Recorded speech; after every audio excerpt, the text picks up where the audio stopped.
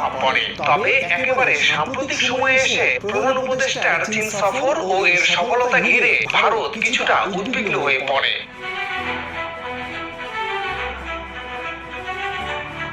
বাংলাদেশ তিস্তা সহ বিভিন্ন নদী ঘিরে 50 বছরের জল ব্যবস্থাপনায় চীনের সাথে কাজ করার ঘোষণা দেয়। এছাড়া চীন সফরে গিয়ে ডক্টর ইউনূস সমুদ্রবিহীন ভারতের 7 রাজ্যের বাণিজ্যিক সম্ভাবনা নিয়ে কথা বলেন। তিনি বলেন, বাংলাদেশের সমুদ্র আছে, ভারতের উত্তর পূর্বাঞ্চলের 7 রাজ্য বা 7 সিস্টার্স সহ প্রতিবেশী দেশ নেপাল ও ভুটানের সমুদ্র নেই। তাই বাংলাদেশের বন্দর ব্যবহার করে ট্রানজিটের মাধ্যমে এই নেপাল, ভুটান ও ভারতের 7 রাজ্য বাণিজ্য করতে পারে। এতে দক্ষিণ এশিয়ার এই অঞ্চলে বিশাল অর্থনৈতিক সম্ভাবনা তৈরি হবে।